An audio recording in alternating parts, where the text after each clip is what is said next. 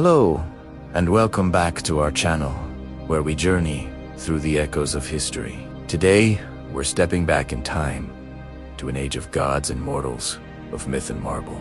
Our destination is ancient Olympia, home to one of the 7 wonders of the ancient world, the magnificent statue of Zeus.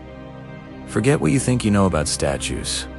This wasn't just a sculpture, it was a god-made manifest, a testament to human artistry and divine reverence that has captivated the world for centuries. So, grab your adventurer's hat, and let's unravel the story of this lost masterpiece. Before we can truly appreciate the statue, we must understand the world it was born into.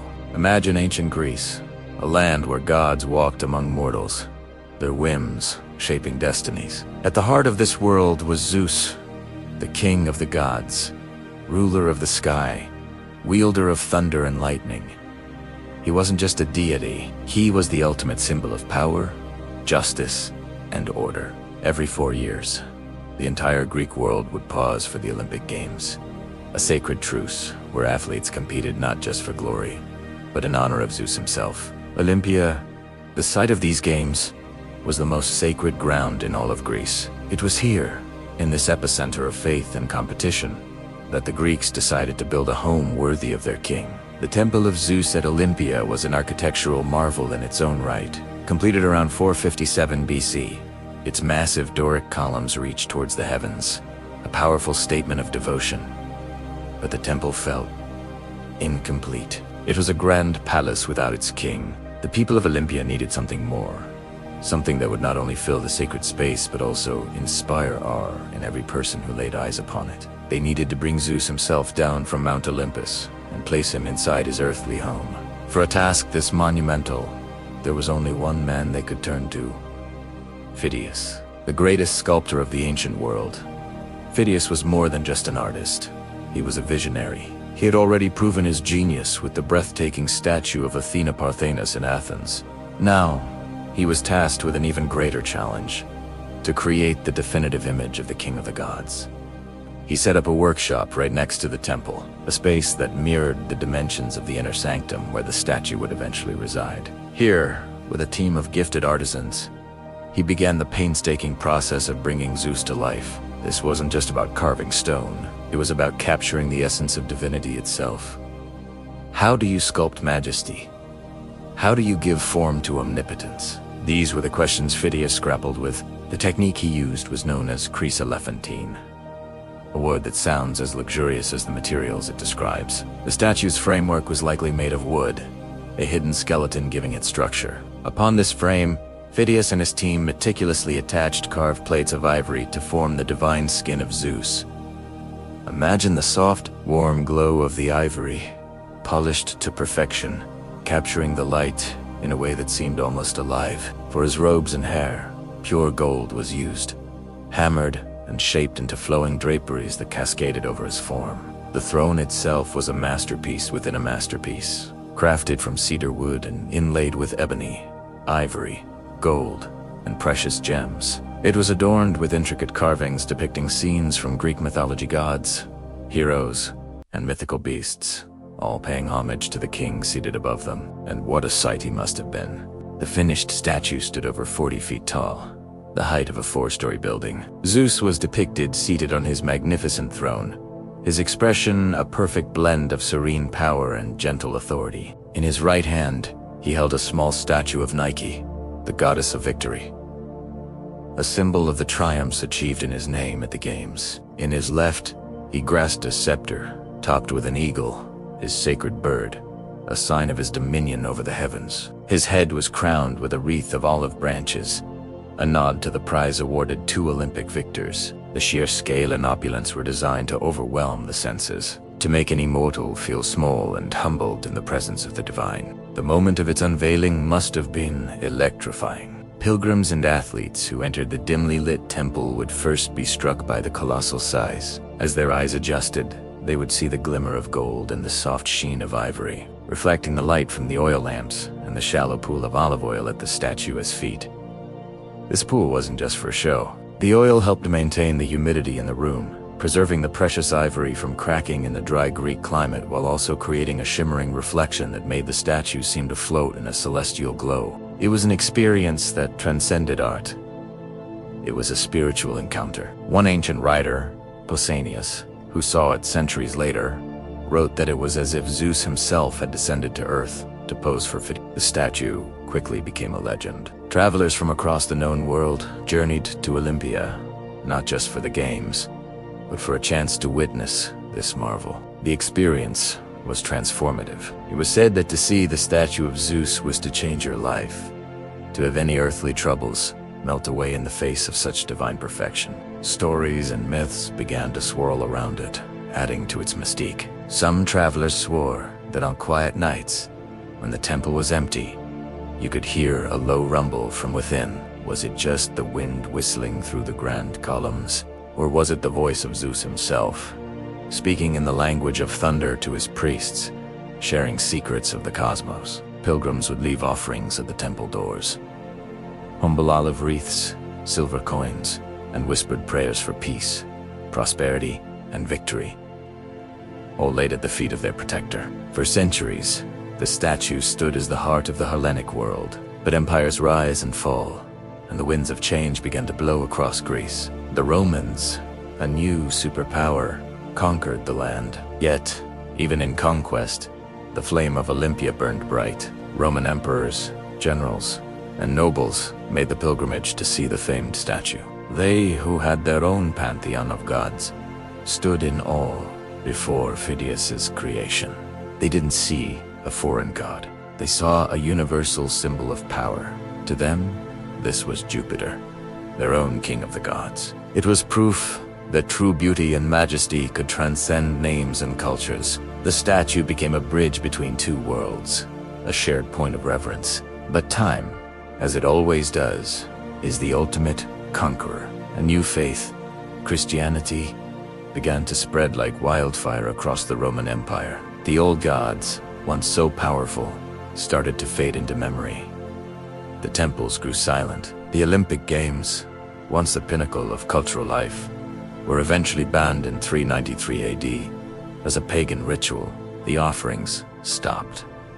The crowds disappeared. The great statue of Zeus at Olympia now sat alone in its cavernous temple, a silent giant in a changing world. It became a relic of a forgotten age, a symbol of a faith that was no more. And yet, even in the silence, its presence remained majestic, patient, eternal. What ultimately happened to this wonder of the world? The truth is, we don't know for certain. Its final days are shrouded in mystery, a historical puzzle that continues to fascinate scholars. One theory suggests it was destroyed, along with its temple, which was burned down by order of the emperor in 425 AD. Another, more tantalizing story claims that a wealthy Greek collector had the statue carefully disassembled and moved to Constantinople, the new capital of the empire. There, it was said to have been housed in a palace before being lost forever in a great fire in 475 AD. We may never know its true fate. All that remains are the accounts of those who saw it, and the ruins of its temple, which you can still walk through today. Standing among those fallen columns in Olympia, you can almost feel the weight of history. You can almost hear the roar of the crowds, the prayers of the pilgrims, and the whispers of the oracle.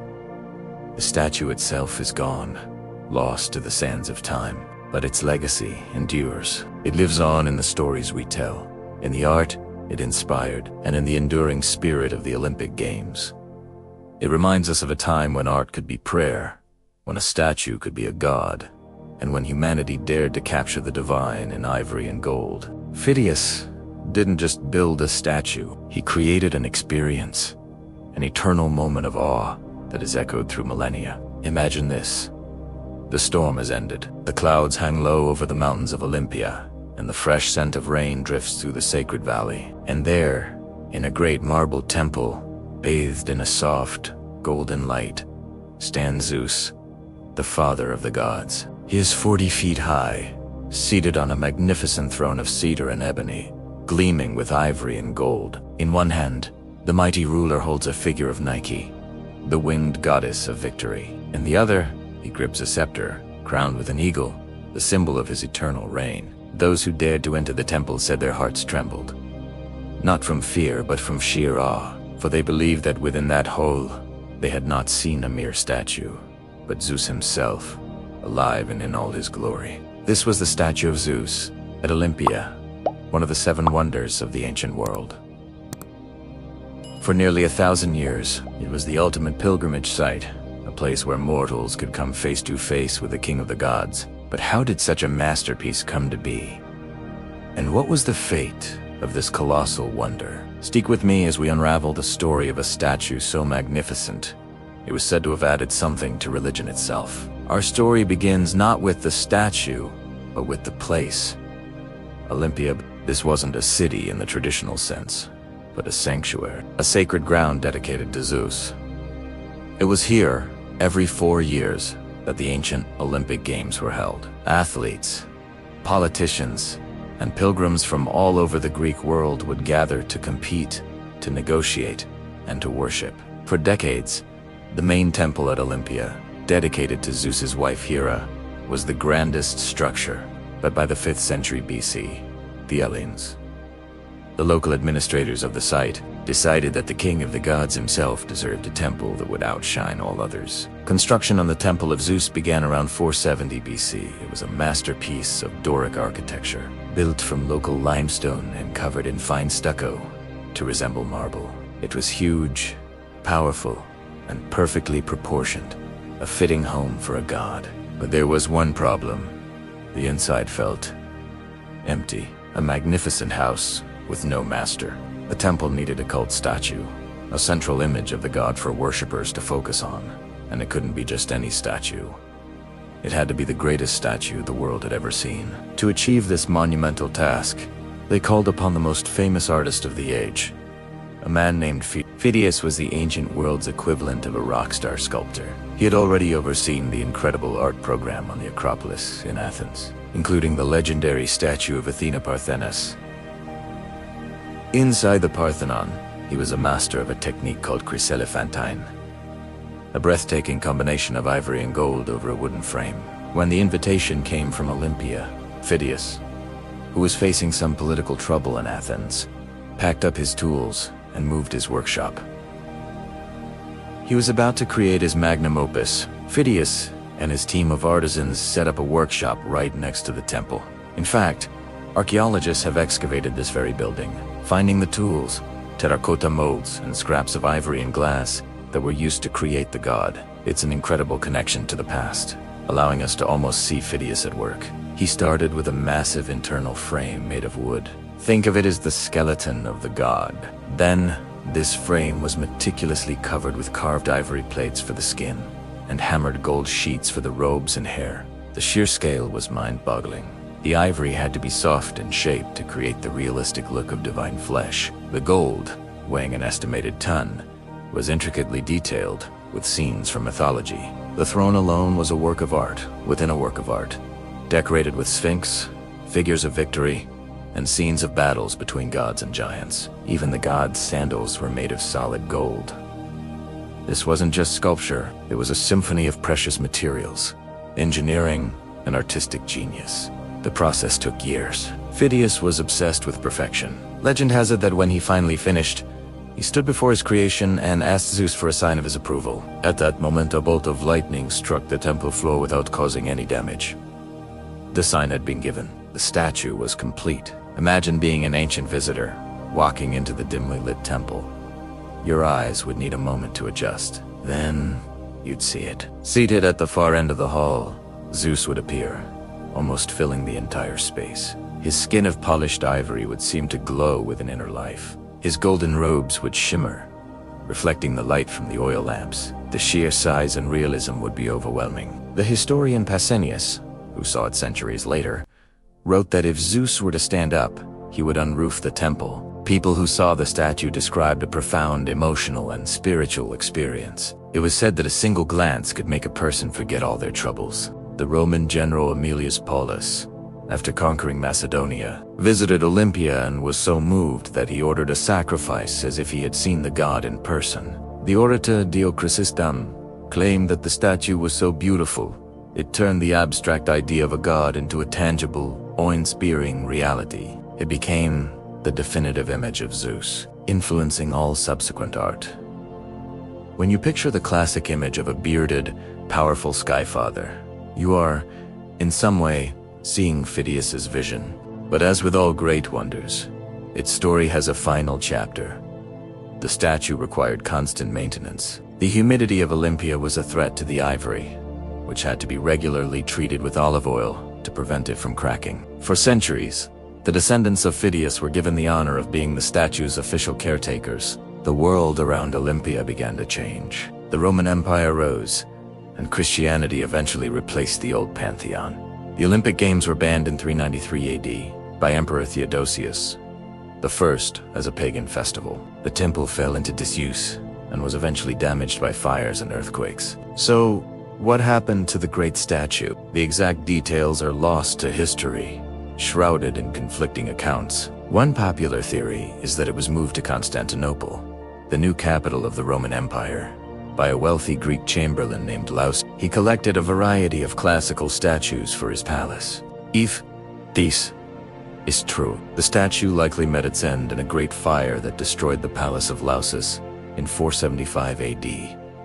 A magnificent creation of ivory and gold, tournette to us. Other accounts suggest it was destroyed along with the temple itself, either by fire or looted for its precious materials. Whatever its ultimate fate, by the Middle Ages, the wonder was gone. All that remained were descriptions in ancient texts and images on coins, faint echoes of its former glory. Today, if you visit Olympia, you can walk among the ruins of the great temple. You can stand on the very spot where this 40-foot god once sat, and try to imagine the awe that filled the hearts of all who entered. The statue of Zeus at Olympia may have vanished, but its legacy endures. It stands as a testament to the boundless ambition and artistic skill of the ancient Greeks, a people who dared to build a home for their gods and to carve their king from ivory and gold. It was more than a statue. It was a bridge between the mortal and the divine.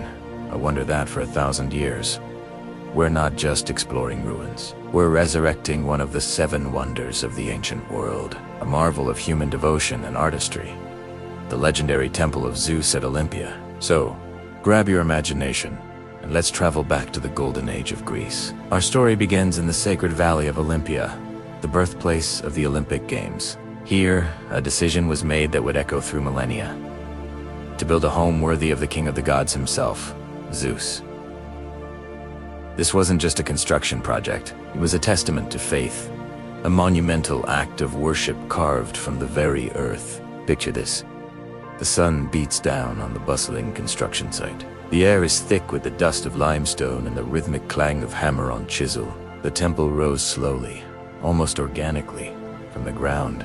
Massive blocks of pale, local limestone were painstakingly quarried, shaped, and hoisted into place. Each one was a prayer, each movement a reach. The design was pure, powerful, and quintessentially Greek.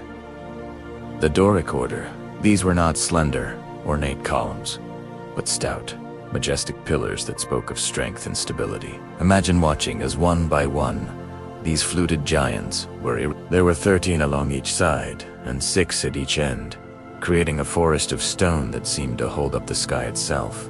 Each column was a masterpiece of precision, its slight bulge, known as entasis, giving it a sense of life, as if it were breathing under the immense weight it carried. As the structure took shape, it transformed the landscape.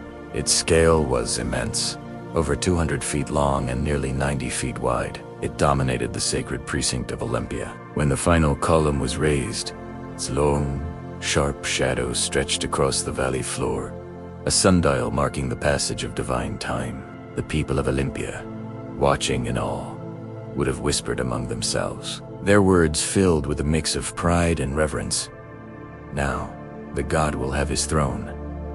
The temple itself was a spectacle. Above the columns, the pediments to triangular spaces at the front and back were filled with breathtaking sculptures. On one end, the mythical chariot race between Pelops and Oenomus, the legendary origin of the games. On Tioter, the fierce battle between the Lapiths and the centaurs, a classic Greek allegory for the triumph of civilization over chaos. These weren't just decorations, they were stories in stone, moral lessons for all who entered. But the completion of the temple was only the beginning. It was a magnificent shell, a grand hall waiting for its king. The grand throne was built, but the god had not yet arrived. The people of Elis, the administrators of Olympia, knew they needed something more. They needed to create an image so powerful, so divine, that anyone who looked upon it would feel the undeniable presence of Zeus. And for a task of this magnitude, there was only one man they could turn to, the greatest sculptor of the age. Phidias was already a living legend, the artistic genius behind the magnificent statues of the Parthenon in Athens. But this new commission was his most ambitious yet. He was not just asked to carve a statue. He was asked to manifest a god. A special workshop, the same size and orientation as the temple's inner chamber, was constructed just for him and his team. Here, in this sacred, dusty space, the greatest artistic journey of the ancient world began. How do you build a god? Not with stone, which felt too cold, too earthly. Phidias chose materials that captured light and radiated warmth. Gold and ivory. This was the chryselephantine technique, a method as complex as it was breathtaking. He started with a massive internal framework, a skeleton of wood and iron that would give the statue its form and posture. Picture a colossal figure, over 40 feet tall, sitting on an immense throne, slowly taking shape in the dim light of the workshop. Then came the flesh. Phidias and his artisans meticulously carved and shaped plates of ivory, sourced from the tusks of elephants. These weren't just slapped on. They were fitted together like a divine jigsaw puzzle. They seemed so perfect, they were almost invisible.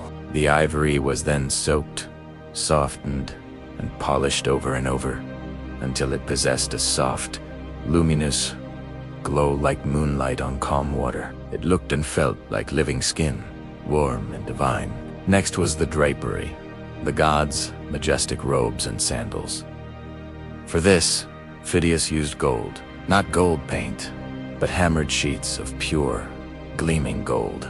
Imagine the sound, the constant, delicate tapping as craftsmen shaped the metal, creating the intricate folds of the fabric, the details of the sandals, the flowing locks of Zeus's hair and beard. The gold was polished until it shone with the intensity of the sunrise, capturing and reflecting every flicker of light, making the statue appear to be bathed in its own celestial radiance. The throne itself was another masterpiece. It wasn't just a seat. It was a cosmos of mythology, made of cedar wood and adorned with ebony, ivory, gold, and precious gems.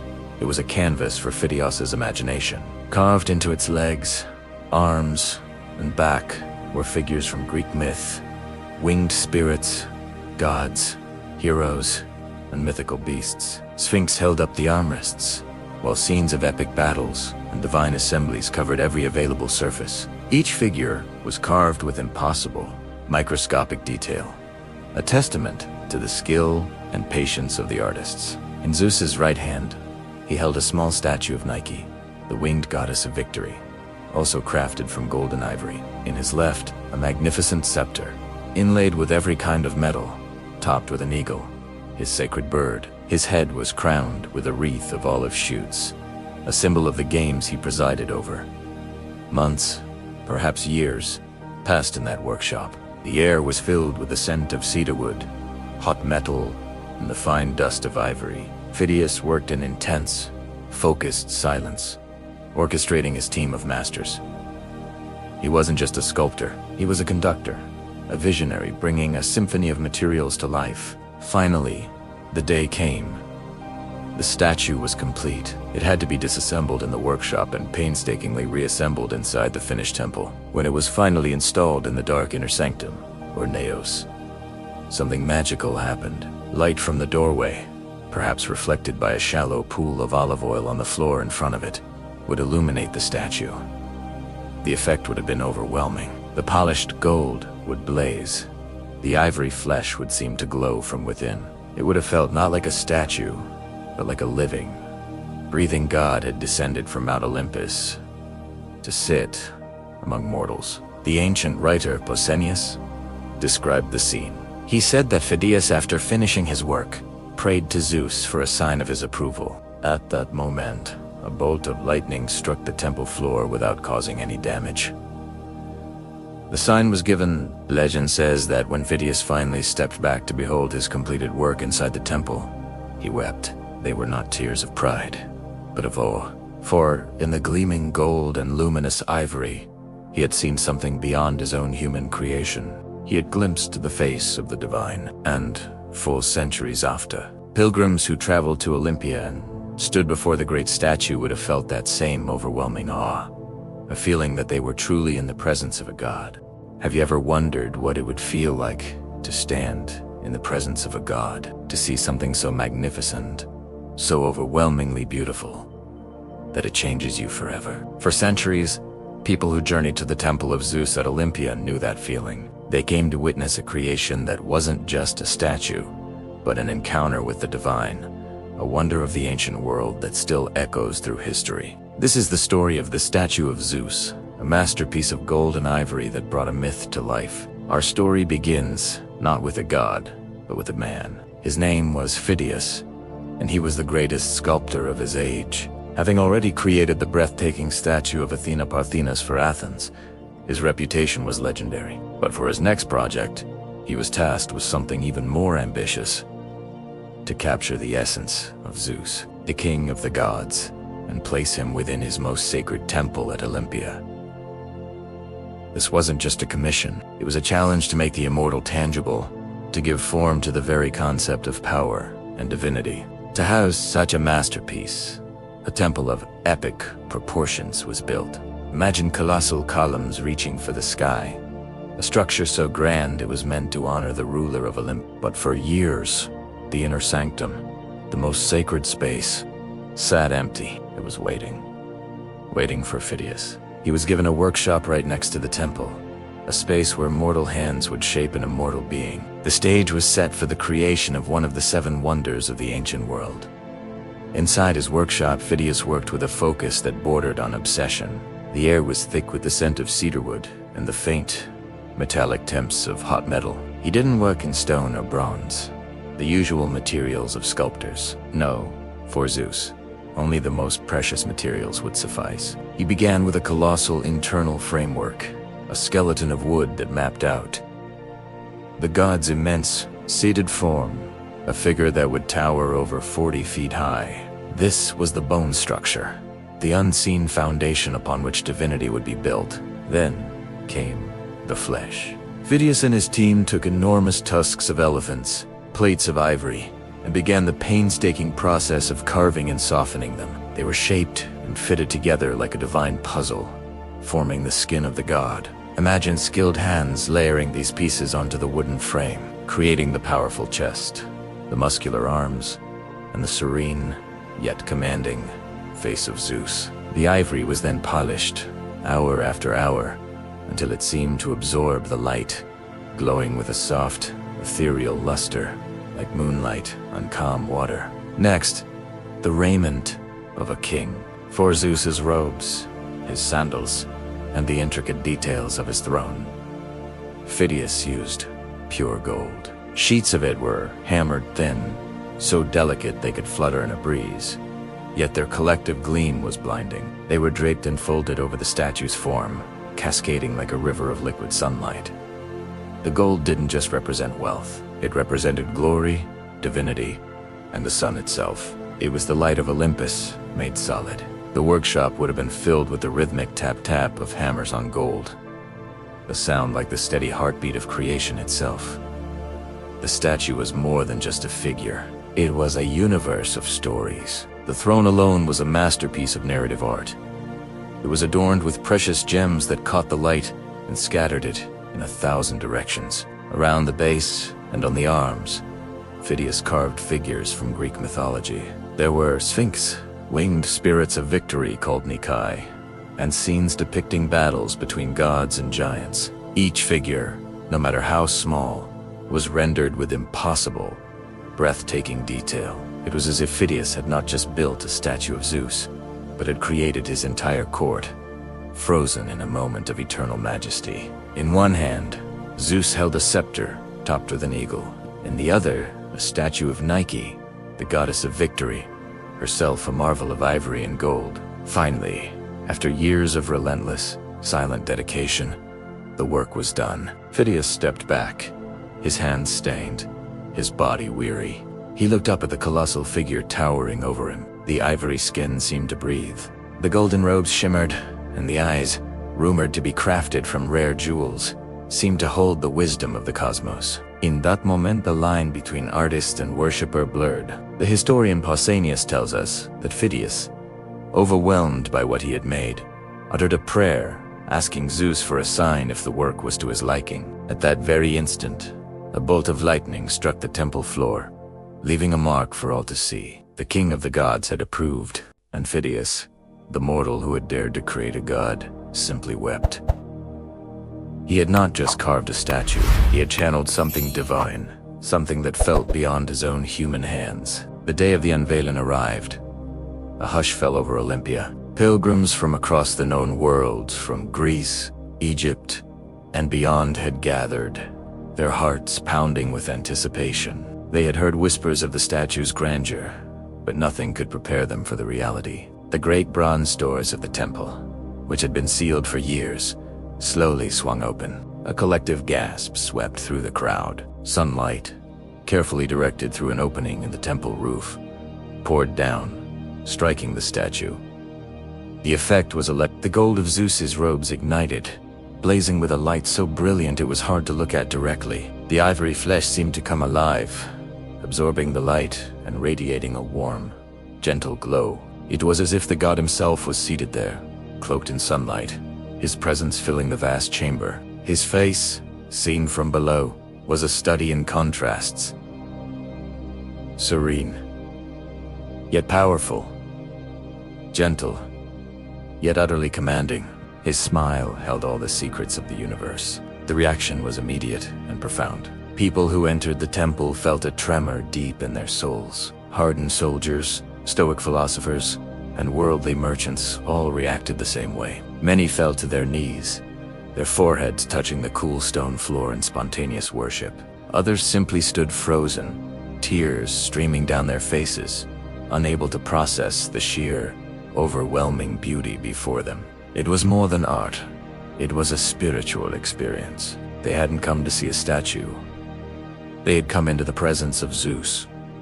The Roman general Aemilius Paulus, after conquering Macedonia, visited the temple. He was a man who had seen the power and wealth of empires. Yet upon seeing Phidias Zeus, he was, in his own words, moved to his soul, as if he had seen the god in person. The geographer Strabo later wrote what everyone felt.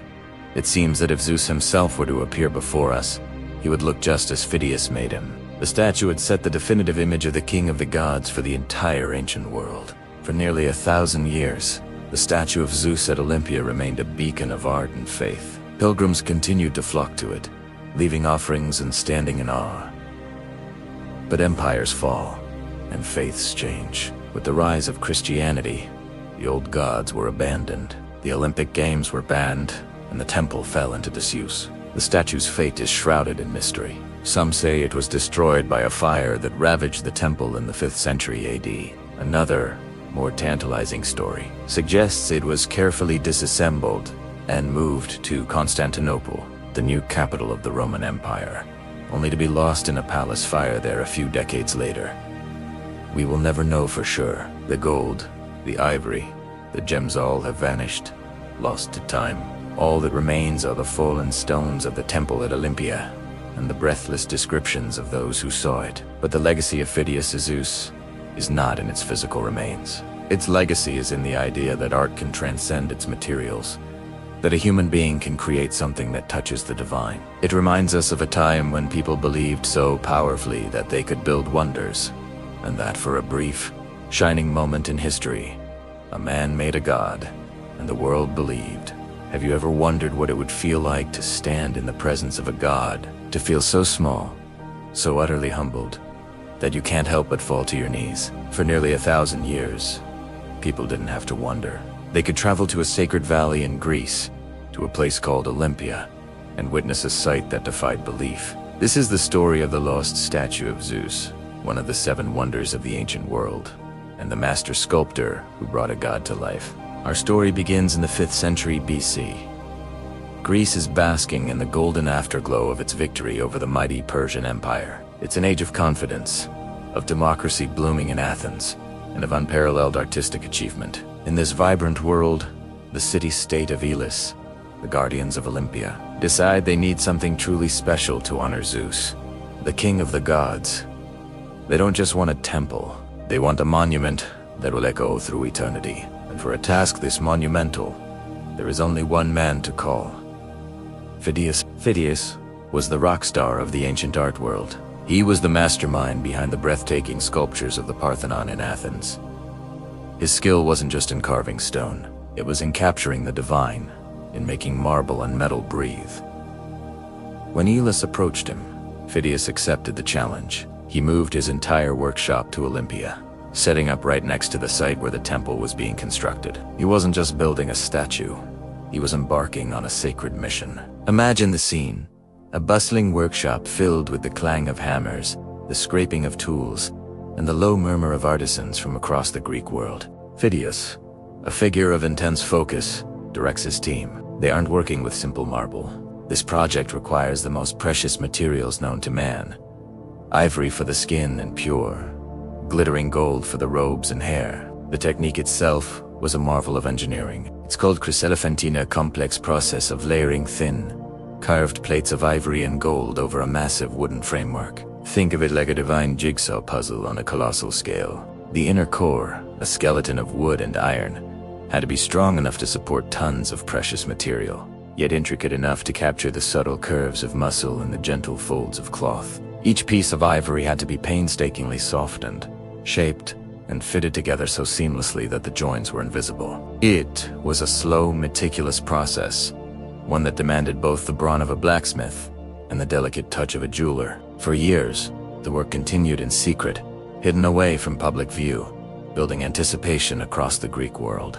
Finally, after nearly a decade of labor, the day of revelation arrived. The year is 435 BC. The temple, a magnificent structure in its own right, is complete, but its great bronze doors remain shut, guarding the secret within. Pilgrims, athletes, and dignitaries have gathered from every corner of Greece. The air is thick with anticipation, a hushed reverence filling the sacred valley of Olympia.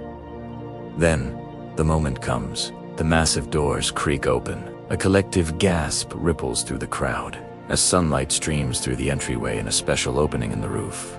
It ignites the statue in a blaze of glory. There, seated on a majestic cedarwood throne, is Zeus. He's not just a statue. He seems to be a living, breathing entity. His skin, crafted from polished ivory, glows with a warm, lifelike luster. His robe and sandals, made of hammered gold, shimmer and dance in the light. In his right hand, he holds a small statue of Nike, the goddess of victory. In his left, a scepter, topped with an eagle, but it's his face that captures the soul. Phidias had sculpted an expression of serene majesty. The god's eyes, said to be made of precious gems, seemed to gaze down, not just at the people in the temple, but into their very hearts. They hold a profound wisdom, a calm power that is both intimidating and comforting. His brow is furrowed in thought, yet a gentle smile plays on his lips. One ancient writer, the philosopher Strabo, would later capture the feeling perfectly, saying, "It seems that if Zeus himself were to appear before us, he would look just as Phidias made him." The effect on those who entered was overwhelming. Tough soldiers and stoic philosophers found themselves weeping openly. Many fell to their knees in spontaneous worship. It was said that to see the statue of Zeus at Olympia was a transformative experience, one that would change you forever. The Roman general, Aemilius Paulus, a man who had seen the brutalities of war, declared that upon seeing it, he was moved to his very soul, as if he had seen the god in person. Phidias had not just created a work of art, he had created a conduit to the divine, and this divine presence presided over one of the most important events in the ancient world: the Olympic Games. Every 4 years, a sacred truce was declared. Wars stopped, politics were set aside, Athletes from rival city-states like Athens, Sparta, and Corinth would travel to Olympia not as enemies, but as fellow Greeks.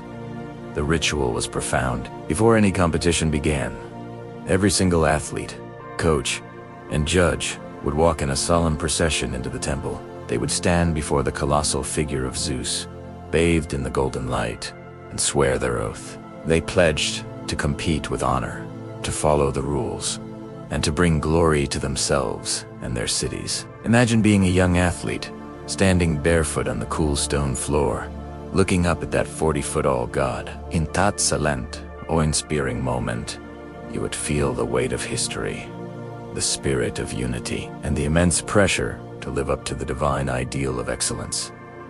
The statue wasn't just a backdrop, it was the living heart of the Olympic spirit, a symbol of peace, unity, and the glorious potential of humanity. For centuries, the Statue of Zeus remained the centerpiece of Olympia, witnessing the rise and fall of empires. It was cared for meticulously. Special attendants, descendants of Phidias himself, were tasked with its upkeep. The ivory was prone to cracking in the damp climate, so it was regularly anointed with olive oil to keep it pristine. But nothing, not even a wonder of the world, lasts forever. As the Roman Empire rose, the old gods began to fade. In 391 AD, Emperor Theodosius I, a Christian, banned all pagan cults and ordered the closure of the temples. The Olympic Games, after running for over 1,000 years, were extinguished. The great temple of Zeus fell silent. What happened next is shrouded in mystery. The statue's fate is a puzzle historians are still trying to piece together. One account suggests that a wealthy Greek collector, Lausus, had the statue carefully disassembled and shipped to the new capital of the Roman Empire, Constantinople. There, it was displayed in his palace, alongside other famous pagan artworks. But in 475 AD, a catastrophic fire swept through the city, and it's believed the magnificent statue of Zeus was consumed by the flames. Its gold melted, and its ivory turned to ash. Another, more somber theory, suggests it never even left Olympia. In 522 and 551 AD, powerful earthquakes rocked the region, toppling the temple and burying its ruins under mud and silt. It's possible the statue was still inside, crushed and destroyed when its home came crashing down around it. For over 1,000 years, the exact location of the temple was lost to time, swallowed by the earth. It wasn't until the 19th century that German archaeologists, guided by ancient texts, began to excavate the site. They uncovered the foundations of the temple, the fallen columns, and, most excitingly, the remains of Phidias' workshop. Inside, they found the tools, the terracotta molds used for the golden drapery, and even a small clay cup, inscribed with the words, "Fedio Aimi," I belong to Phidias. It was a direct, personal link to the master himself. Today, if you visit Olympia, you can walk among the ruins. You can stand on the very spot where the temple stood and see the archaeological finds in the nearby museum. But the statue itself is gone. We have no drawings, only descriptions from ancient writers and rough depictions on coins. Its true appearance, its overwhelming power, exists only in our imagination. Yet, the legacy of Phidias' Zeus endures. It stands as a testament to the incredible ambition and skill of the ancient Greeks. It reminds us of a time when art was not just for decoration, but was a profound spiritual experience, capable of moving people to their very core. And it lives on in the spirit of the Olympic Games. A tradition revived in 1896, still uniting the world in peaceful competition every few years. The god may be gone, but the dream of unity, honor, and glory that he watched over for a millennium is still very much alive. Have you ever wondered what the original Olympic Games were really like? Forget the massive stadiums and global broadcasts for a moment. Let's travel back in time, over 2,700 years, to a quiet, sacred valley in ancient Greece. Welcome to Olympia. Picture this. Every 4 years, this peaceful valley transformed. The air, usually filled with a gentle rustling of olive trees, would suddenly buzz with excitement.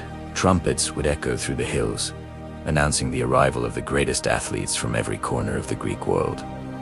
From Sparta, from Athens, from Corinth, Teocam, they arrived not in fancy gear, but barefoot. Their powerful bodies glistening with olive oil and coated in the fine dust of the training grounds. This wasn't just a sporting event. It was a sacred festival, a living ritual. It was a time known as the Ekacheria, or the Olympic truce, a sacred promise that for the duration of the games, all wars and conflicts would cease. Messengers would travel across the land, declaring this truce, ensuring safe passage for athletes and spectators alike. Imagine bitter enemies laying down their arms, not out of defeat, but in honor of something greater than their quarrels. It was a testament to the power of a shared ideal, the pursuit of excellence, and the celebration of human potential. Before a single race was run or a single discus was thrown, the most important part of the ceremony took place. Each athlete, one by one, would walk the sacred path to the magnificent temple of Zeus. This wasn't just any temple. It housed one of the 7 wonders of the ancient world, a colossal, 40-foot-tall statue of Zeus, crafted from ivory and gold. Thank you so much for joining me on this journey back in time. If you were fascinated by the story of this lost wonder with the scent of incense, please hit that like button and subscribe for more adventures into the past. Let me know in the comments which wonder of the ancient world you'd like to explore next. Until then, they swore to compete with honor, to follow the rules, and to bring no disgrace to the games. They looked up into the serene, powerful face of the god, and in that profound silence, they felt the immense weight of honor, tradition, and the expectations of their people. It was a moment of deep personal commitment, a promise made not just to the judges, but to the divine. Only then could the games begin. The stadium, a simple earthen track, would roar to life. The first and most prestigious event was the stadion, a sprint of about 200 meters, the length of the stadium itself. Winners weren't just champions, they were heroes. Their names were recorded for eternity, and they were celebrated with poems and statues. The winner of the first ever recorded stadion race, in 776 BC, was a humble cook named Koroibos. From the nearby city of Ely, he became a legend overnight. Then came the other contests, each a testament to different skills. There was the discus throw, where athletes spun like dancers, launching heavy bronze discs soaring through the air. The javelin, a test of both strength and precision. The long jump, but not as we know it. Athletes used stone or lead weights called halters, swinging them forward to gain momentum and increase their jump distance. It was a display of pure, raw power and coordination. And of course, there was the combat. Wrestling, or pale, was a grueling test of strength and technique. The goal was to throw your opponent to the ground 3 times. There were no weight classes. It was a true test of might. Then came boxing, with fighters wrapping their hands in leather thongs, and the most brutal of all, the pankration, a no-holds-barred combination of boxing and wrestling where almost anything was permitted. It was a true test of endurance and will, a fight to submission. But perhaps the most thrilling spectacle of all was the chariot race, held in the hippodrome. 4-horse chariots thundered around the track, kicking up clouds of dust. It was dangerous, chaotic, and utterly captivating. Crashes were common, and victory belonged to the boldest and most skilled drivers. It was a sport for the wealthy, as owning and maintaining a team of horses was incredibly expensive, but the glory it brought was unparalleled. Throughout these contests, one thing remained constant: the spirit of areta, the Greek ideal of excellence and virtue. It was about pushing your body and spirit to their absolute limits, not just for personal glory, but for the honor of your city-state and the gods. The prize for victory wasn't a gold medal. It was a simple wreath, cut from the branches of a sacred wild olive tree that grew near the temple of Zeus. This crown, the Katinos, was worth more than any treasure. It symbolized victory, peace, and a connection to the divine.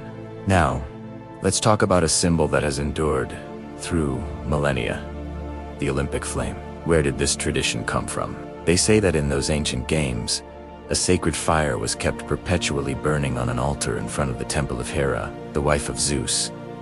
This fire wasn't just for light or warmth, it was a divine symbol. It was believed to have been stolen from the gods by Prometheus and given to humanity, representing life, reason, and creation. Itself a light of knowledge and spirit that no storm could ever extinguish. This sacred flame burned throughout the festival, a constant reminder of the divine presence watching over the games. It symbolized the eternal life force, a connection between the mortal and immortal realms. When the games concluded, the flame wasn't just put out. The story goes that victorious athletes and messengers would carry torches lit from this sacred fire back to their home cities. This act wasn't just about bringing home a souvenir. It was about spreading the light of peace, unity, and divine power across the land. It was a way of sharing the blessings of Olympia with the entire Greek world. Even today, this ancient tradition is honored. For the modern Olympic Games, the flame isn't created with a match or a lighter. It is lit in a special ceremony in the very ruins of ancient Olympia. Actresses dressed as priestesses use a parabolic mirror to focus the sun's rays, just as the ancients would have, creating a pure flame from the power of the sun. This torch then begins its long journey, carried by thousands of runners across continents to the host city of the next games. It's a powerful, unbroken thread connecting our modern world directly back to that sacred valley, to the fire that once burned before the gods. So, the next time you watch the Olympic opening ceremony and see that final torchbearer light the cauldron, remember its origins. Remember the barefoot athletes glistening with oil and dust. Remember the solemn oath sworn before the magnificent statue of Zeus. And remember the single, sacred flame that symbolized peace, unity, and the enduring quest for excellence. The Games of Peace live on, not just as a sporting event, but as a timeless ritual that continues to inspire us all. For nearly 800 years, it stood as the heart of the Olympic Games, a symbol of divine power and human excellence. Athletes, philosophers, and kings traveled from all corners of the known world just to gaze upon its majesty. But as we all know, empires fall, beliefs shift, and even gods can be forgotten. Today, we're going to explore the final, mysterious chapters of this incredible wonder. What happened to the statue of Zeus? How did such a monumental icon simply vanish from history? Let's uncover the story of its decline, its final journey, and the enduring legacy it left behind. The world that had created the statue of Zeus was not a world destined to last forever. The winds of change were blowing across the Roman Empire, carrying with them a new faith that would reshape civilization itself. As Christianity grew from a small sect into the official religion of the empire, the old ways began to crumble. The pantheon of gods and goddesses who had once ruled from Mount Olympus found their followers dwindling. People who had once made pilgrimages to Olympia to honor Zeus now turned their prayers to a different god. Imagine the scene at Olympia as the 4th century AD drew to a close. The once bustling sacred grounds grew quiet. The grand temple of Zeus, which had echoed with chants and the footsteps of thousands, now stood in near silence. The workshops of the artisans and the stalls of the merchants who sold offerings were shuttered. The stream of visitors, once a mighty river, had slowed to a mere trickle. The offerings of gold, incense, and sacrificed animals ceased. The eternal flame that had burned in the Prytaneum, the heart of the games, was finally extinguished. Inside the temple, the great statue of Zeus remained. Picture it now, not surrounded by a crowd of awestruck worshippers, but standing alone in the vast, echoing chamber. Dust motes would have danced in the faint light filtering through the high windows, settling on the polished ivory of Zeus's skin and the shimmering gold of his robes. The once vibrant colors of the painted throne would have begun to fade. The air, once thick with the scent of incense and sacrifice, now smelled only of stone and time. Yet, even in its solitude, the statue's power was undeniable. It was no longer just a representation of a god. It had become something more, a relic of a bygone era. A silent witness to a faith that was fading into memory. It stood there, majestic and patient, as if waiting for the return of its people. But they would not return. In 393 AD, Emperor Theodosius I, a devout Christian, banned all pagan cults and festivals. The Olympic Games, after more than 1,000 years, were held for the last time. The temple at Olympia was officially closed, its doors sealed. The king of the gods was left to his silent, lonely vigil. So, what became of this masterpiece, left abandoned in its temple? This is where history becomes a bit of a detective story, filled with conflicting accounts and tantalizing clues. For a long time, it was believed the statue was simply destroyed on site. The temple itself suffered damage from earthquakes, fires, and was eventually toppled by Christian zealots who sought to erase every trace of the old religion. It's a sad but plausible theory that the statue was torn apart right where it stood, its precious gold stripped away and its intricate ivory carving shattered. For centuries, this was the accepted story, a tragic end for a wonder of the world. But another, more fascinating possibility has emerged from the whispers of history. This version of the story suggests that the statue was not destroyed in Olympia. Instead, it was saved, or at least relocated. According to this account, a wealthy and powerful Greek collector, a man named Lausus, managed to acquire the statue. Lausus was a high-ranking official in the imperial court at Constantinople, the new capital of the Eastern Roman Empire, later known as the Byzantine Empire. He was a eunuch who served as the chamberlain to Emperor Theodosius II, and was known for his vast collection of classical art. Think about the incredible undertaking this would have been. The statue was over 40 feet tall, a colossal structure of delicate materials. To disassemble it, transport it hundreds of miles across the sea from Greece to modern-day Turkey, and then reassemble it in Constantinople would have been an engineering feat almost as impressive as its original creation. Yet, the sources, particularly the Byzantine historian Georgios Kadranos, tell us that this is exactly what happened. The statue of Zeus, the pride of Olympia, was given a second life in a new city, within the walls of a magnificent palace. Imagine the statue of Zeus in its new home, the Palace of Lausus in Constantinople. This wasn't a temple for worship, but a private museum, a gallery of masterpieces from a lost world. Here, Zeus was no longer a god to be prayed to, but a work of art to be admired. It stood alongside other legendary sculptures rescued from pagan temples across the empire. Instead of the open sky of Olympia,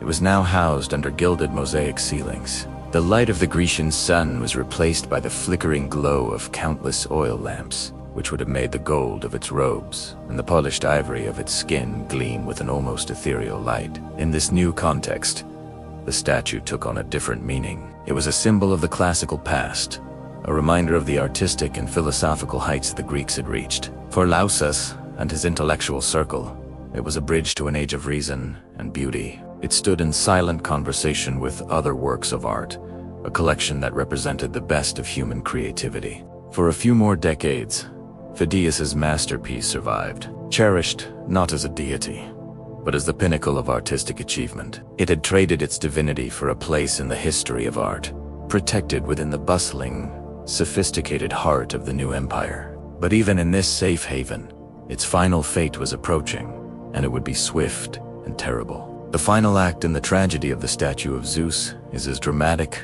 as it is heartbreaking. For about 50 years, the statue stood proudly in the palace of Lausus, a jewel in the crown of Constantinople. But the city, for all its grandeur, was no stranger to disaster. In the year 475 AD, a catastrophic fire swept through the district where the palace was located. The flames, merciless and unstoppable, consumed entire city blocks, turning stone to ash and melting bronze. The Palace of Lausus, with its priceless collection of ancient art, stood directly in the fire's path. The accounts of that day are sparse, but the outcome is chillingly clear.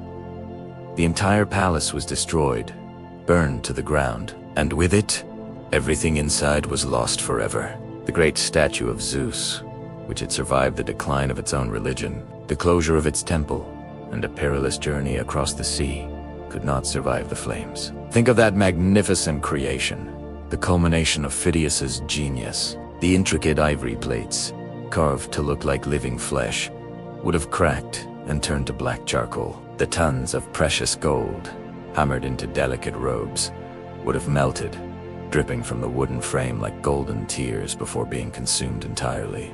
The fire was absolute.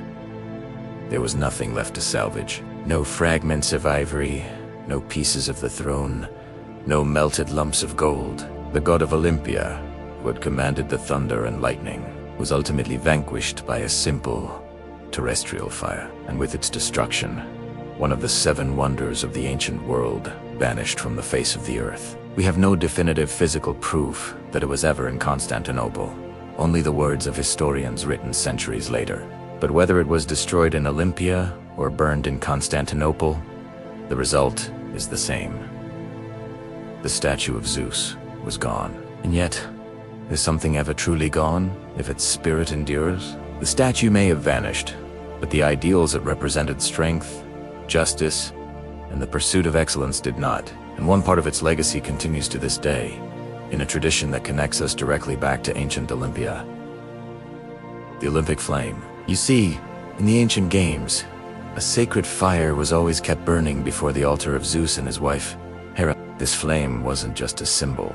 It was believed to be a divine element, a piece of the sun brought down to earth. It represented life, reason, and the eternal power of the gods. Before the games began, runners would light their torches from this sacred flame and carry them to announce the Olympic truce, a sacred peace that allowed athletes and spectators to travel safely. The fire was a beacon of unity and divine blessing. When the ancient games were abolished, the flame was extinguished. For over 1,500 years, Olympia lay dormant. But when the modern Olympic Games were revived in 1896, their founder, Pierre de Coubertin, wanted to connect the new games to their ancient roots. And so, the tradition of the Olympic flame was reborn. Since the 1936 Berlin Olympics, a ceremony has been held in the ruins of ancient Olympia before every game. Actresses, dressed as ancient priestesses, use a parabolic mirror to focus the rays of the sun, just as the ancients did to light the Olympic torch. This flame is then passed to the first torchbearer, beginning a relay that travels across continents, spreading a message of peace and unity until it finally lights the cauldron at the opening ceremony. Think about that. Every 2 years, the world watches as a flame is lit in the very place where the statue of Zeus once stood. It's a direct tribute, a modern echo of the fire that once burned in his honor. The statue is gone, the temple is in ruins, and the religion is a memory. But the fire, that symbol of life, hope, and the enduring human spirit, is still with us. It is a powerful reminder that even though a wonder of the world can be lost to time, its legacy can burn eternally. The spirit of Olympia, and in a way, the spirit of Zeus, lives on in that single, hopeful flame. Thank you so much for joining me on this journey through history. It's incredible to think about how something so monumental could just disappear, but also how its spirit can live on in traditions we still cherish today. If you enjoyed this video, please give it a thumbs up and consider subscribing to the channel for more stories about the lost wonders of our world. And don't forget to hit that notification bell so you won't miss our next episode. What are your thoughts on the statue's fate? Let me know in the comments below. Until next time, stay curious. Have you ever wondered about the stories whispered by the winds of ancient Greece? Today, we journey back in time, not just to see a wonder, but to feel its heartbeat. We're exploring the legendary statue of Zeus at Olympia, a masterpiece that wasn't just built, but was born from myth, faith, and unparalleled artistry. Our story begins not with a chisel, but with a flame. The Olympic Games, in their earliest days, were more than a contest of strength.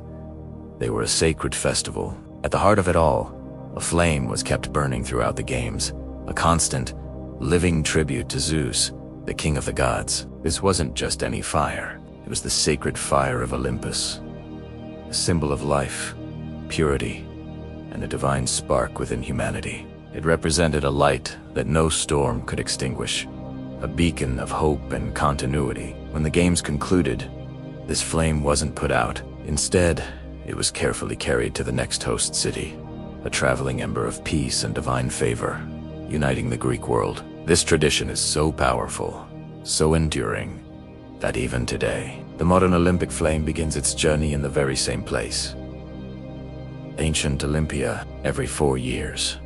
When that torch is lit using the sun's rays, it is a direct nod to the ancient fire that once flickered before the magnificent statue of Zeus, connecting our world to his. Now, imagine standing in the heart of the temple at Olympia. Before you, rising 40 feet high, is the statue itself. Crafted from gleaming ivory and shimmering gold, Zeus sits on a majestic throne of cedar wood, adorned with ebony, precious stones, and intricate paintings. This wasn't just a sculpture, it was an experience. To the ancient Greeks, Zeus was far more than a temperamental god who threw thunderbolts from the sky. He was the embodiment of cosmic order, the ultimate source of justice, wisdom, and the unchangeable nature of fate. When people stood in the shadow of this colossal figure, they weren't just admiring art. They felt they were in the presence of the divine. They believed that the statue's ivory eyes could see directly into their hearts, discerning truth from falsehood. Legends were told of how those who dared to speak a lie before the statue would feel a sudden, unnerving chill, as if the air itself was judging them. In contrast, those who approached with a pure heart and spoke the truth felt a gentle warmth wash over them, a sense of peace and divine approval. The statue transcended its physical form. It became a living symbol of morality, a silent judge, and a constant reminder that all actions, great and small, were witnessed by the gods. It was a place of awe, reverence, and profound self-reflection. But who could possibly create such a wonder? Who was the mortal man with the skill to capture divinity in ivory and gold? His name was Phidias, the most renowned sculptor of his time, a man already famous for his work on the Parthenon in Athens. To build the Zeus statue, Phidias needed a space worthy of the task. So, right next to the Grand Temple, a workshop was constructed, built to the exact same dimensions as the inner chamber where the statue would eventually reside. This allowed him to work in a space that mirrored the final destination, ensuring every detail was perfect in scale and lighting. Inside this bustling, dusty workshop, a miracle of human ingenuity unfolded. Phidias and his team of master craftsmen would spend years toiling. Imagine the scene: the clang of hammers, the careful scraping of tools against precious ivory, the intense heat of forges melting down gold into shimmering sheets. It was a place where raw materials were transformed into divine flesh and fabric. Archaeologists, digging at this very site, thousands of years later, uncovered the secrets of this workshop. They found the terracotta molds used to shape the statue's golden robes, specialized tools for carving ivory, shards of elephant tusk, and, most remarkably, a small black glazed drinking cup.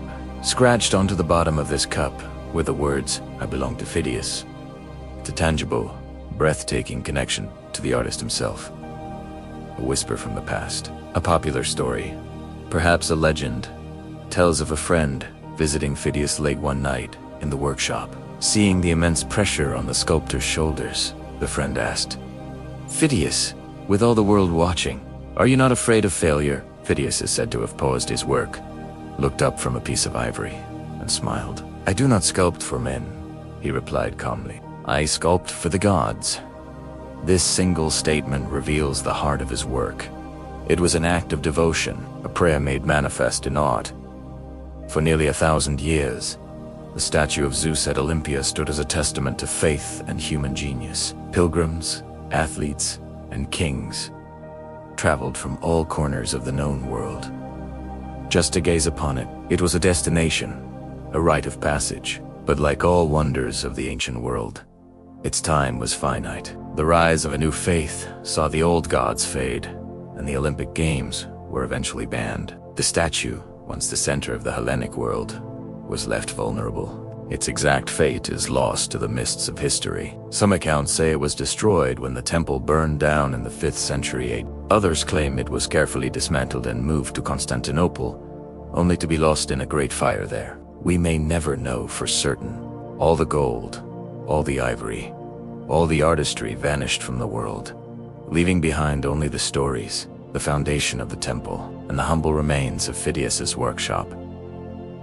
Yet, does a thing of such beauty ever truly disappear? The statue of Zeus may be gone, but its spirit endures. It lives on in the ideal of the Olympic Games, in the pursuit of excellence and peace. It lives on in every artist who strives to capture something greater than themselves in their work. And it lives on in our collective imagination, a shimmering vision of a time when gods and mortals met, and a man dared to sculpt the face of justice itself. The fire that once burned before Zeus is a symbol for us, too. It's the fire of inspiration, of history, and of the incredible, enduring power of human creativity. Have you ever wondered what secrets lie buried beneath the ruins of ancient Greece? Today, we journey back in time not just to admire the wonders of the ancient world, but to step into the very workshop of a master, the legendary sculptor, Phidias, and uncover the soul of his greatest creation, the long-lost statue of Zeus at Olympia. Imagine a world where gods and mortals walked side by side,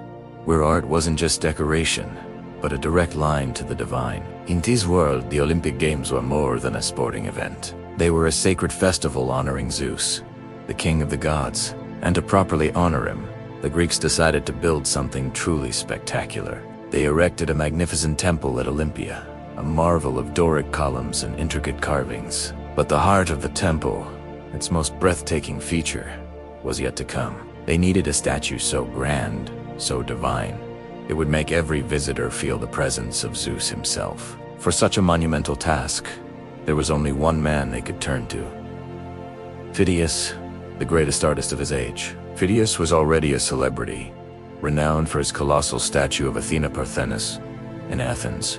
He was a visionary, a man who didn't just carve stone and mold bronze, but who seemed to channel the very essence of the gods into his work. When the call came from Olympia, he knew this would be his magnum opus, a challenge that would test the limits of his skill and faith. He packed his tools, gathered his most trusted apprentices, and set out for the sacred groves of Olympia, ready to create a wonder for the ages. Just a stone's throw from the Grand Temple, Phidias constructed a building that, to an outsider, might have looked like a simple, dusty workshop. But inside these walls, magic was about to happen. This was the secret sanctuary where the divine would be made manifest. It was here, in this humble space, that Phidias would spend years of his life, pouring his heart and soul into bringing the king of the gods to life.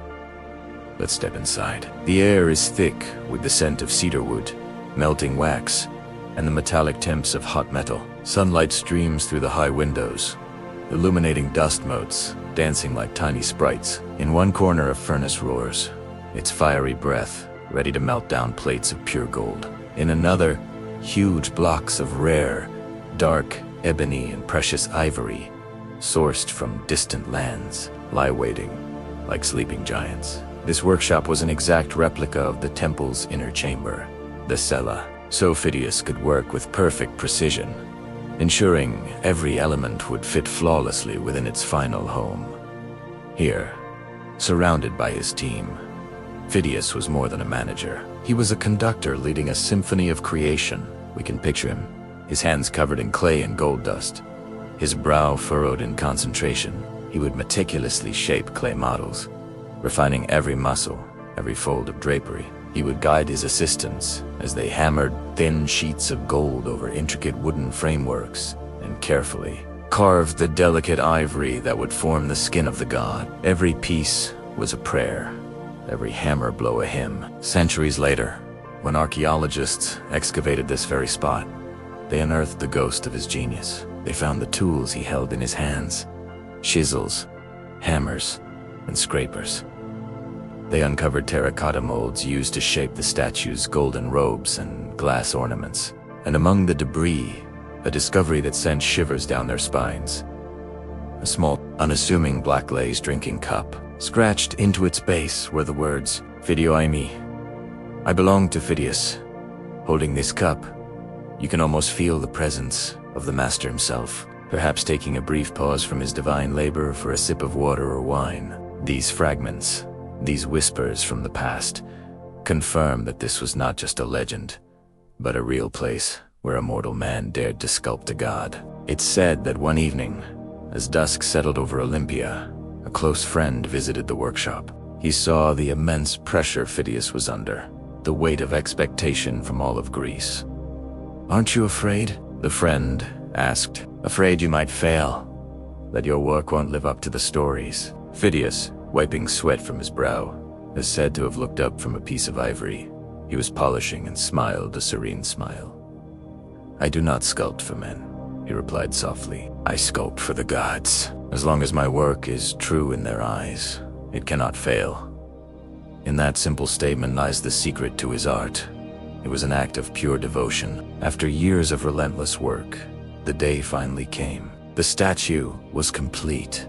It was carefully disassembled in the workshop and painstakingly reassembled inside the temple. Imagine the moment the final piece of gold was set in place, the moment the crowds were finally allowed to enter. They would have been met with a sight that defied belief. There, seated on a magnificent throne of cedarwood and ebony, inlaid with ivory, gold, and precious stones, was Zeus.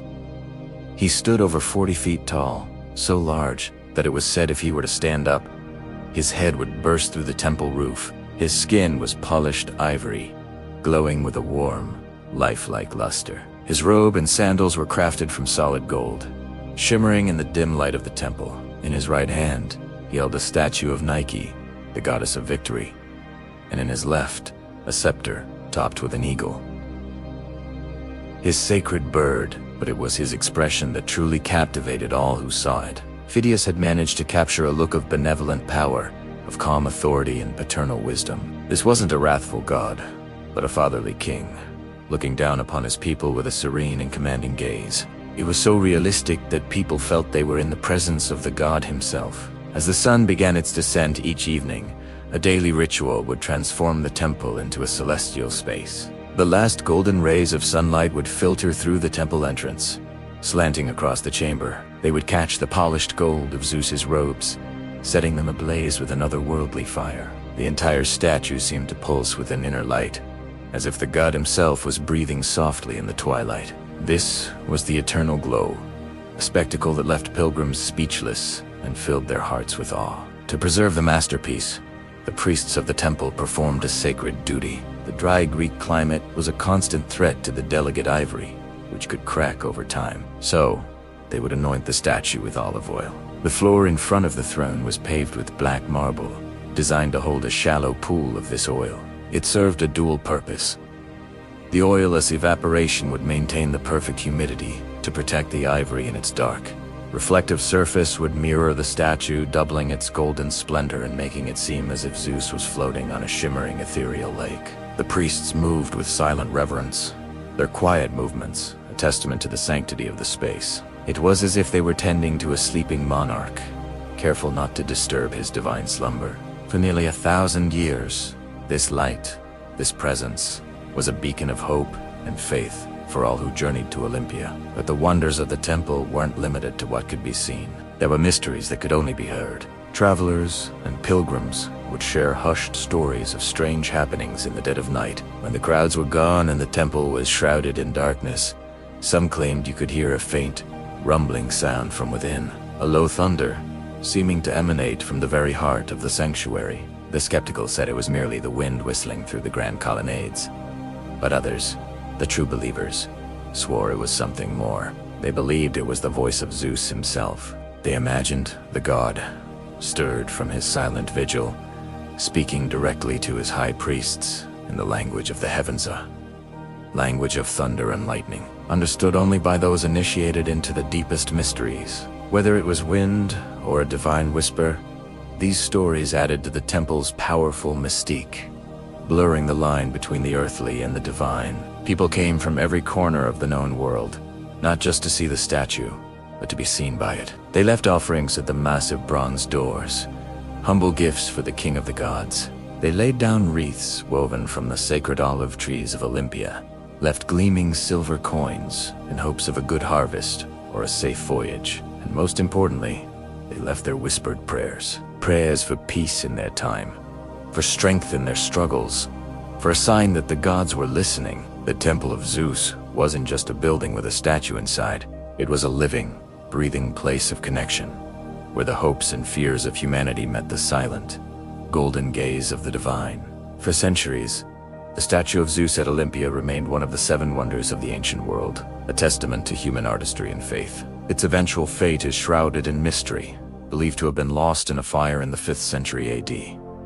But the legacy of Phidias and his masterpiece endures. It lives on in the stories we tell, in the fragments found in his workshop, and in our own enduring quest to create something beautiful, something meaningful, something that reaches for the divine. We're reheading to ancient Olympia to witness the glory of a masterpiece lost to time, the magnificent statue of Zeus.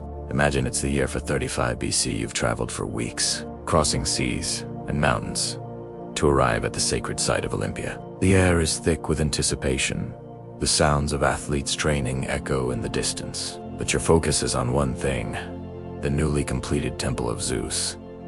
As you step inside, your eyes adjust to the dim light, and then you see it, towering before you, a figure so immense, so breathtakingly lifelike, that you feel an involuntary sense of awe. This is the Statue of Zeus, a creation so grand it would be whispered about 4 centuries.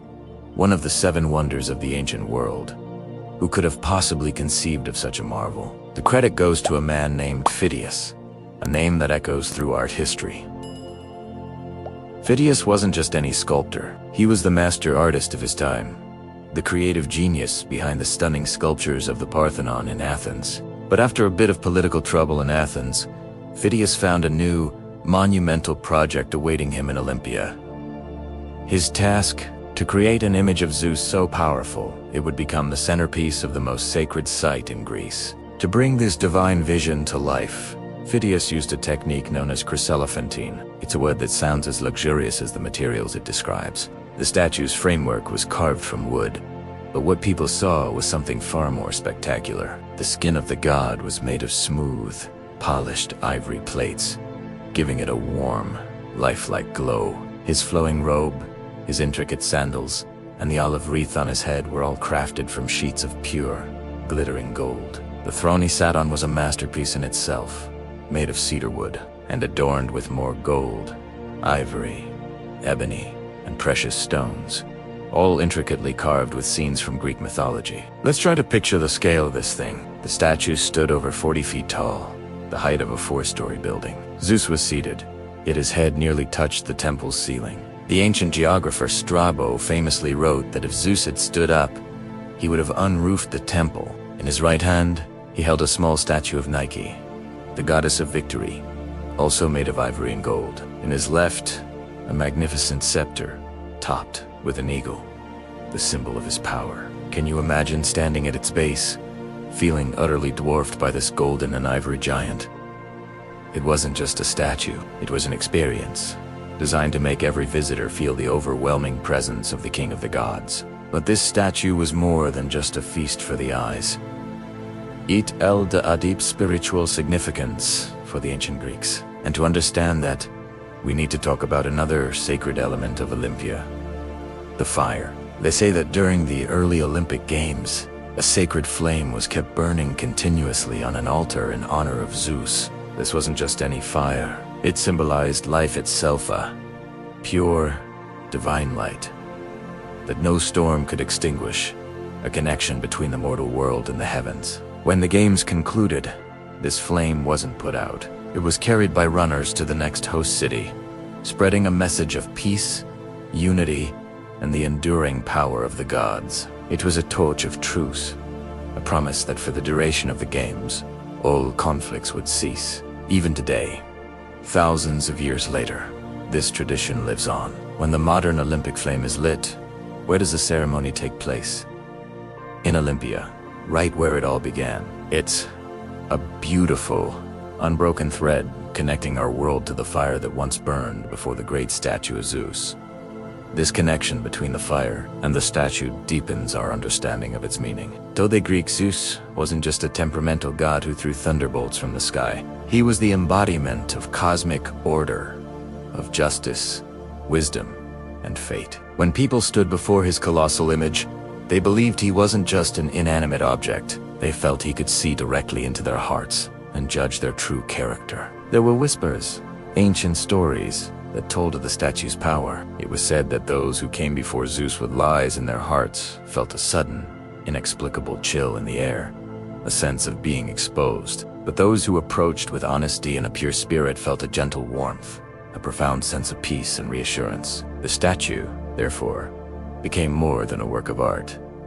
It was a living symbol of divine morality, a constant reminder to athletes, judges, and visitors alike to act with honor and integrity. It was the ultimate lie detector, forged from gold and ivory. For nearly 800 years, the statue of Zeus watched over Olympia. Pilgrims from all over the known world came to gaze upon it. Emperors and kings offered tributes, but like all great wonders of the ancient world, its time was not infinite. The decline of the Roman Empire brought change. The Olympic Games were banned in 391 AD as a pagan festival, and the temple fell into disuse. What happened to the statue itself is a mystery shrouded in conflicting accounts. One popular story suggests it was moved to Constantinople, the new capital of the Roman Empire, where it was placed in a palace. It was tragically destroyed in a massive fire in the year 475 AD. Another theory holds that it was never moved and was destroyed along with the temple, which was severely damaged by fires, and later toppled by powerful earthquakes in the 6th century. Either way, this magnificent creation vanished from the world. Today, all that remains are the scattered stones of the Temple of Zeus in Olympia, and the foundation of the workshop where Phidias and his team painstakingly crafted the masterpiece. Archaeologists even found tools, ivory scraps, and a small cup inscribed with the words, "I belong to Phidias." It's a humble, personal touch that brings the legend back down to earth. From these few remnants and the vivid descriptions of ancient writers, we have to reconstruct this wonder in our imaginations. But maybe that's the real magic. The statue may be gone, but its legacy is not. It represents the height of human creativity, our ambition to give form to the divine, to create something that transcends our own mortal lives. It speaks to a time when art, sport, and spirituality were woven together into a single, beautiful tapestry. The fire of Olympus, once a real flame, now burns in the spirit of the Olympic Games, and the statue of Zeus, though lost to history, remains an icon of power, justice, and the incredible things we can achieve when we reach for the heavens. Close your eyes for a moment. Picture a valley in ancient Greece, a place cradled by gentle hills and kissed by the warm Mediterranean sun. This is Olympia.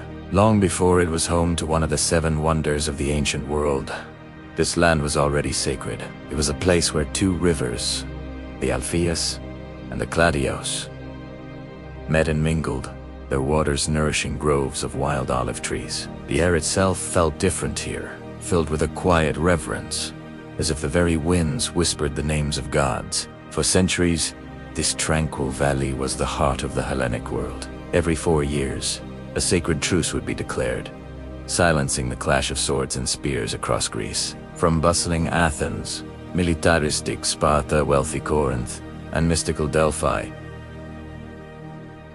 people would journey here. They were not soldiers marching to war, but pilgrims, athletes, poets, and artists coming together in a celebration of life, humanity, and peace. They came to compete in the great festival, the original Olympic Games, a tradition that would echo through millennia. But beneath the thrill of the chariot races and the glory of the wrestling matches, all of this was for one ultimate purpose: to honor Zeus, the king of the gods who reigned from his celestial throne on Mount Olympus. The people of Elis, the guardians of Olympia, felt that a simple altar was not enough.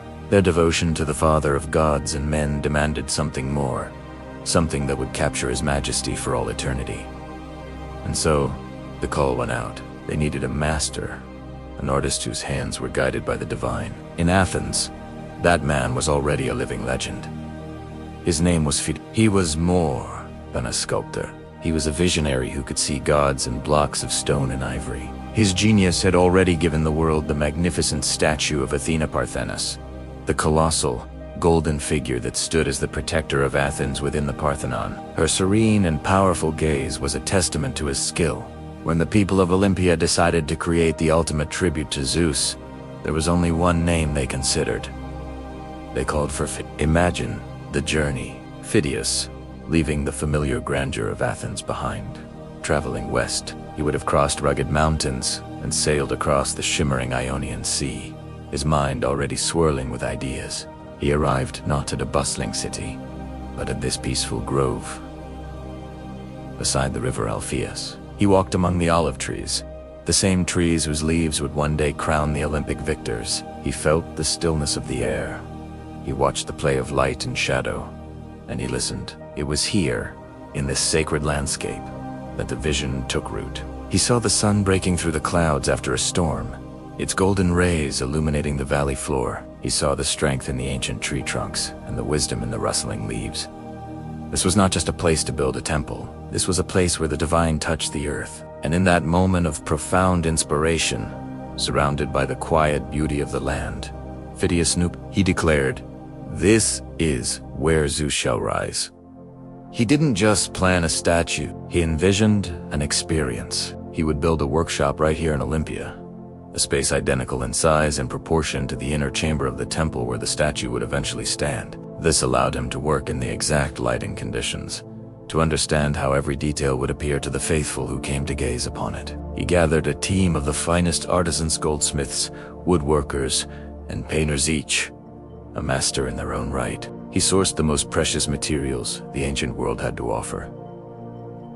Gleaming ivory from the elephants of Africa and Asia, sheets of pure gold, rare ebony wood, and sparkling gemstones. Inside this workshop, a miracle of engineering and artistry began to take shape. Phidias started with an internal framework, a massive armature of wood and iron that would serve as the skeleton for the god. It was a colossal undertaking, a structure that had to be both immense and perfectly balanced. Then, piece by piece, the body of Zeus was formed. Carved sections of ivory, soft and shaped with incredible skill, were meticulously attached to the wooden frame to create the skin. Each piece had to fit perfectly, the seams rendered invisible, creating the illusion of a single, flawless form. Imagine the atmosphere in that workshop, the focused silence, the scent of wood and oil, the glint of tools, and the slow, steady emergence of a divine figure under Phidias's watchful eye. He crafted the god's expression with the utmost care. This was not to be a stern,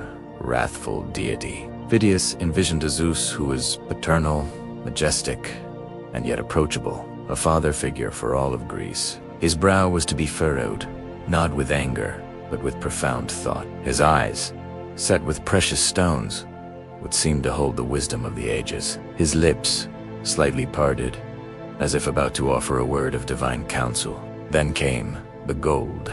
Sheets of hammered gold were molded and draped over the wooden core to form the goddess' magnificent robe and sandals. The drapery was a masterpiece in itself, its folds cascading over the throne with a sense of weight and realism that defied the rigidity of the metal. Phidias and his team etched intricate scenes from mythology onto the golden, robustine figures of gods and heroes, telling their own silent stories. On his right hand, Zeus would hold a statue of Nike, the goddess of victory, herself a small marvel of ivory and gold. In his left, a scepter, intricately inlaid with many metals, topped by an eagle, his sacred bird.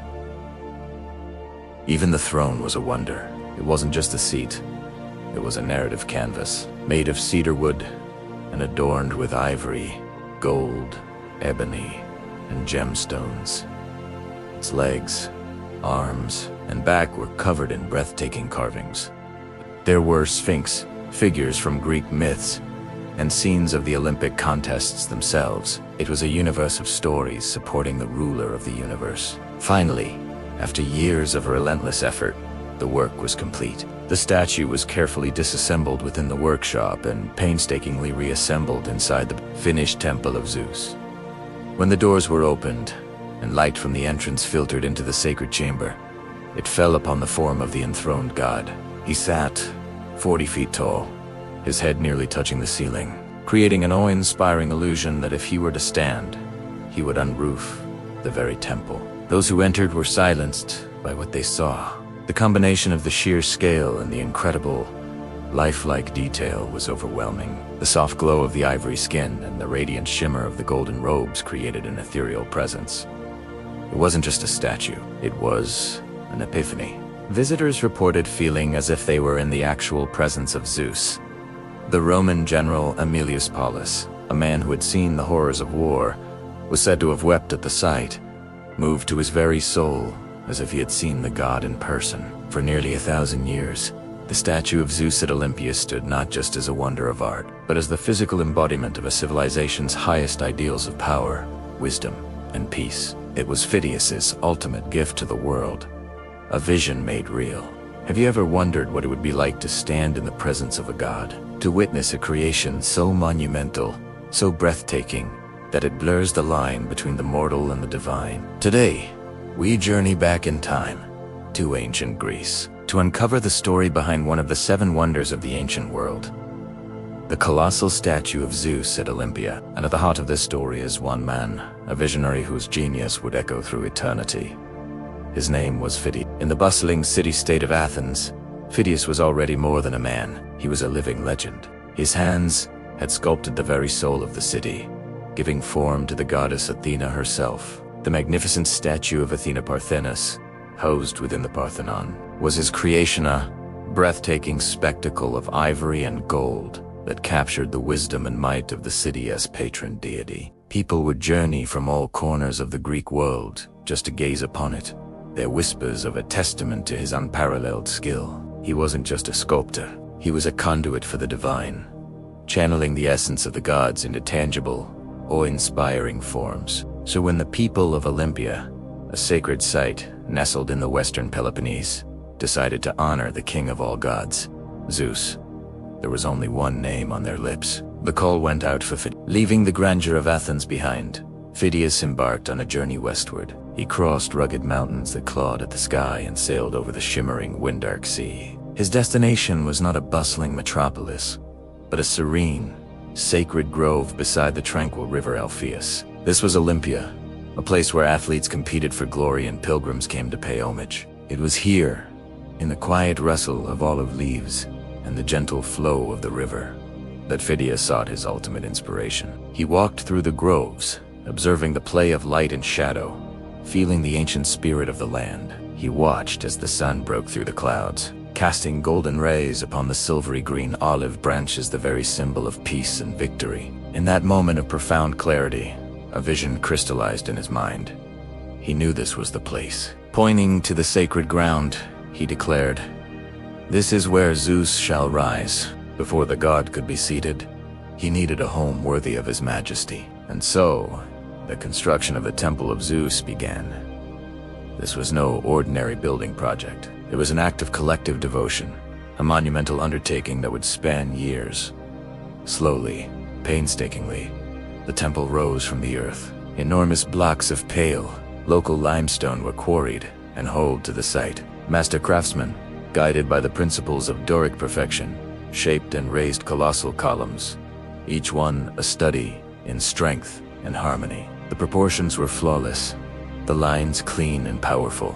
Every stone was carved not just with skill, but with a deep sense of reverence. The air was filled with the rhythmic chipping of hammers and the shouts of foremen, a symphony of creation. As the structure took shape, it became more than just a building. It was a hymn in marble, a prayer frozen in stone, designed to inspire awe and humility in all who approached. Finally, the day came when the last column was raised into place. As it settled, its long shadow stretched across the valley floor, a giant sundial marking the passage of not just hours, but of an entire era. The temple stood complete, a masterpiece of architecture, but its vast interior felt empty, expectant. The people of Olympia gathered, looking at the magnificent but vacant space at the far end of the hall. A collective whisper went through the crowd, filled with anticipation and wonder. Now the god will have his throne. The stage was set. The world held its breath. The greatest artistic journey of the ancient world was about to begin, and Phidias was ready to create his ultimate masterpiece. In a specially constructed workshop nearby, he gathered his materials: gleaming gold, pristine ivory, rare ebony, and precious stones. The work was shrouded in secrecy. What was he planning? How could any mortal possibly capture the essence of the Father of gods and men? The answer would be a statue so immense, so lifelike, so divine, that for nearly 1,000 years, to see it was considered the pinnacle of human experience. Inside his workshop, which was built to the exact dimensions of the temple's inner chamber, Phidias began his sacred task. He wasn't just carving, he was orchestrating a symphony of materials. A massive internal frame of wood and iron formed the skeleton, the unseen structure that would support the divine form. Then, piece by piece, the god's body was assembled. Huge, meticulously carved plates of ivory, soft and shaped to perfection, were attached to the frame, forming the smooth, luminous skin of Zeus. Imagine the scene: the quiet focus, the scent of cedar wood and oil, The glint of tools is Phidias, and his team worked tirelessly, transforming inert materials into the living flesh of a god. The process was slow, deliberate, and shrouded in an almost religious reverence. Every curve of muscle, every fold of skin, was crafted with an uncanny understanding of anatomy and an even deeper understanding of divine presence. Then came the gold. Zeus's robes, his magnificent beard, and his flowing hair were not merely painted gold. They were made of solid gold plates, hammered and chased with intricate details. The throne itself was a wonder within a wonder, crafted from cedar wood and adorned with ebony, ivory, gold, and inlaid with precious gems.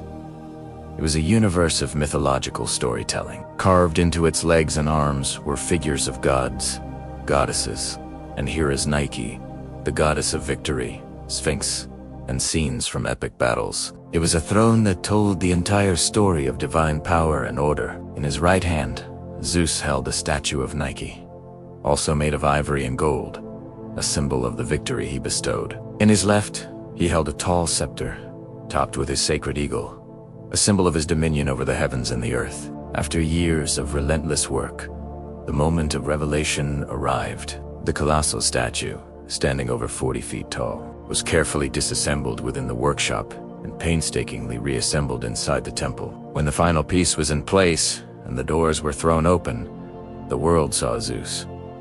He wasn't depicted as a wrathful, distant deity. Phidias had created a god who was powerful, yes, but also paternal and majestic. His expression was one of serene, benevolent wisdom. Light from the temple's entrance would catch the polished gold and ivory, making the statue seem to glow with an inner light, as if it were truly alive. The effect was so overwhelming that people who saw it were often moved to tears, falling to their knees in spontaneous worship. The writer and geographer Strabo would later claim that if Zeus were to stand up, he would unroof the temple. It was a statement that perfectly captured the statue's impossible awe-inspiring scale.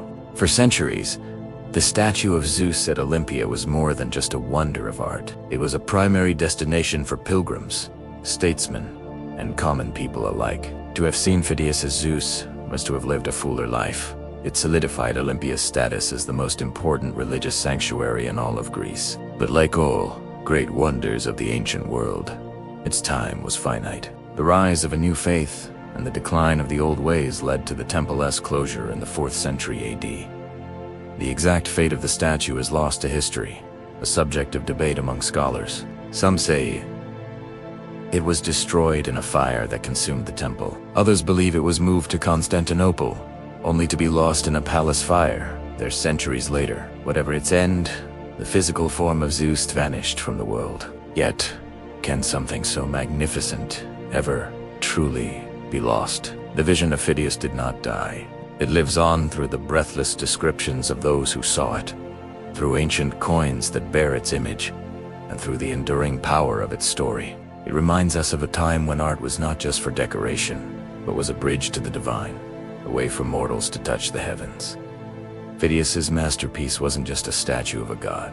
It was a testament to the limitless potential of human creativity and our timeless quest to comprehend the sublime. The legend of the statue of Zeus at Olympia endures, a golden echo from a world long past, forever inspiring us to dream, to create, and to reach for the divine. Thank you so much for joining me on this journey back to ancient Greece. If you were as captivated by the story of Phidias and his incredible creation as I was, please hit that like button and subscribe to the channel for more dives into the wonders of history. Let me know in the comments which ancient wonder you'd like to explore next. Until then, keep wondering.